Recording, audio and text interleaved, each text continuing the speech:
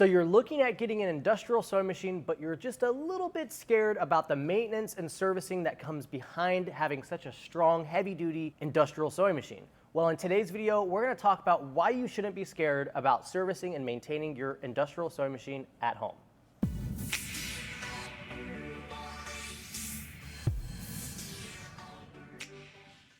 Hey guys, it's David from Gigi's Fabric Shop, home to Juki and Janome Junkies. And in today's video, we're gonna be talking about one of the most asked questions when a customer is looking at an industrial sewing machine. What am I supposed to do with servicing and maintaining them? I don't know what to do. Do I have to lug this heavy machine into the local shop?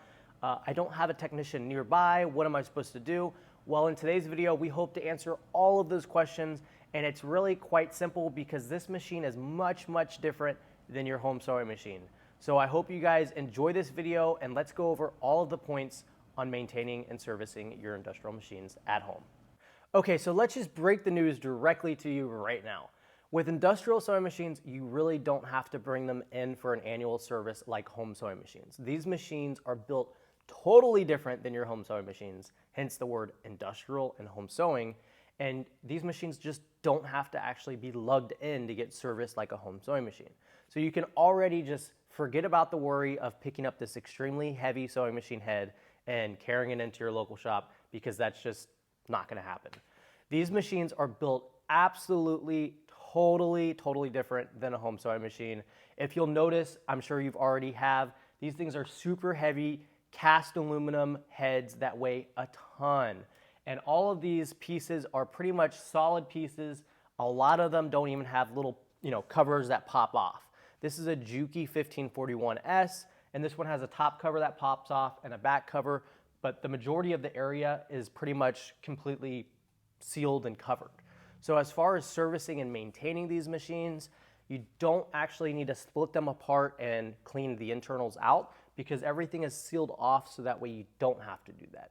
So if you look at the needle bar of an industrial sewing machine, whether it's an 8700, 1181, or a 1541, or any industrial sewing machine, you'll notice that where the needle bar actually goes up, it's completely sealed.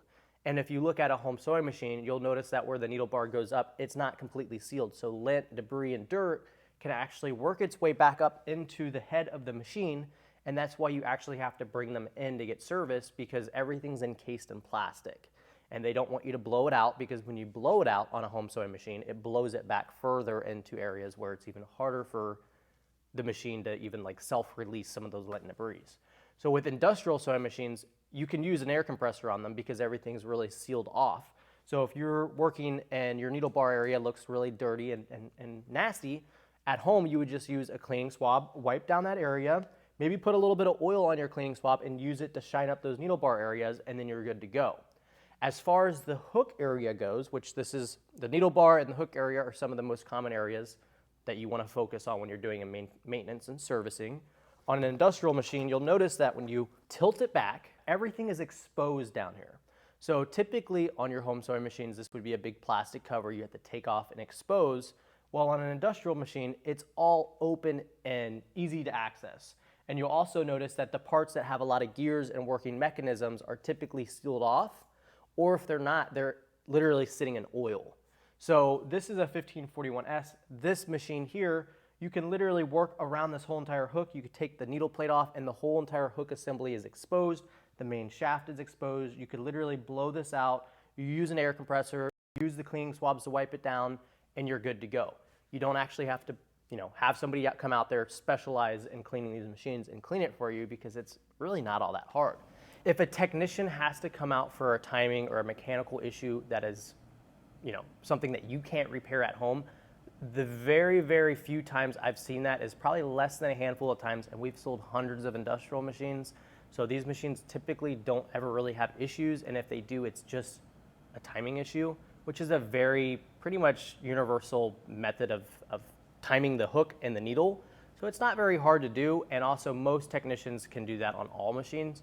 So that's something to think about. If you ever have to get it done, it's typically just a timing issue where you knocked out of time, you hit the wrong thing, or we've seen positioner fingers come out of place from holding a basket, and that's a pretty simple fix. So we typically will actually send our customers videos on fixing the positioner finger, holding the basket, because that's something anybody could really do at home. as long as they have a flathead screwdriver and know how to watch a video that I send you. So now that we've talked about maintaining these machines and how you really don't have to lug them in to get them serviced and cleaned, the next part is going to be properly servicing these machines. So as you may know, industrial machines take a lot more oil than a home sewing machine would. You don't actually just drop a little drop of oil on different spots here and there. These machines like oil because there's lots of metal parts that are always constantly running, and it's metal on metal, it needs oil. So there's different types of oiling on different types of industrial sewing machines. Here behind us we have the 1541S. This machine requires oil in a reservoir and then manually oiling a few different spots. We have a full video on oiling this machine. It's really not all that complicated, but it's a semi-self-oiling machine. So it does oil on its own in some areas, but then you also have to manually oil the other areas. It's not super crucial, but it is also very important that you understand how to oil these machines. So definitely check out that video on this machine. We're gonna talk about the next industrial that I wanna talk about, which is a full self-oiling machine. So the DDL 9000C FMS has a reservoir that you literally just keep full, and then it just self-oils all of the moving parts on its own.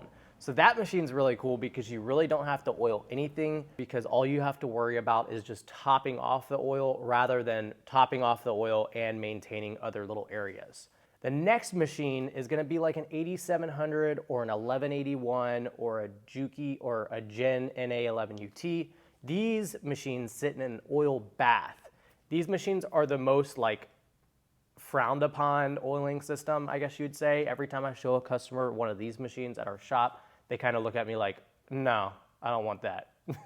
Well, the reason is because if you look at it, when you tilt the machine head back, it's actually sitting in an oil bath, and it just looks really messy and oily, which honestly, it's really not that bad because there's a seal around that oil pan, so all that oil in the pan itself doesn't really splash around or go anywhere.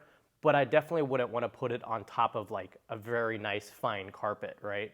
So you'd probably want to get a little mat that you set that machine on, and you probably wouldn't want to make sure, you would probably want to make sure it's not on top of some really nice expensive floor, because if a drop of oil gets on it, you might, be mad. So that's something to keep in mind. But as far as servicing these machines, the oiling is really not that hard. You just maintain the oil levels and you maintain checking the oil spots. So just keep that in mind. The oiling is something to think about, but it's also something that's really not all that complicated. There's instructions and the user manuals of these machines, and also we have a lot of videos on maintaining and oiling all of our industrials, so that's a really nice little bonus. So I always like to stress, if you're buying an industrial sewing machine, whether it's from us at jukijunkies.com or if it's from another dealer, really just give them a call and talk to them and make sure that they're gonna really stand behind the service side and not just want to send you a manual and be like, see you later, have fun. You really want to have that connection with the dealership. That way, when you have questions on what needle it takes, how to insert it, how to thread the machine, how to do anything with that machine, you're going to get that support and service that you need. And that's where we step in and we take a lot of pride in our customer support and service after our machine sales. So when you buy from jukijunkies.com, you're going to get a lifelong of service and support through us. You can text me, you can FaceTime me, we'll walk you through any questions, whether it's service, maintenance, or just threading the machine or inserting the needle. Now, of course, we have a lot of videos out there for the public, but there's also a lot of little topics that are just hard to find or aren't covered yet in a video. So it is really, really nice to have somebody to be able to pick up the phone and talk to. So if you're looking at machines and the price difference is $150, $200 or $50, go with the dealer that you know is going to actually provide you a support and service along after that sale, because it's, I promise you, worth every penny that you spend on purchasing that machine up front, to have that actual connection with the dealership that's going to help you along the way. So if you're interested in an industrial, give us a call. We'll throw up our information on the screen, or shoot us an email, or do whatever you need to do. Join our Facebook group. We have a Juki Junkies Facebook group with over, I think, almost 30,000 members in it that just talk about Juki machines. You can ask questions on industrials, home sewing machines, figure out what fits you, or you can call us and we'll walk you through and figure out where you are at in your sewing life to fit you in the right machine, because if you get the right machine, it makes us happy, because then when you get it, you don't have questions or issues with, hey, this machine's not doing what I thought it was gonna do when I initially bought it. Now, I hope you guys enjoyed this video. Give us a like if you enjoyed it. Comment down below if you have any questions. I'm happy to help you out on any of your questions. And of course, hit that subscribe button because we'll be posting new videos every Sunday around 5:30 p.m. Eastern Standard Time. We'll hope to see you guys in the next video. I'll see you soon. Bye.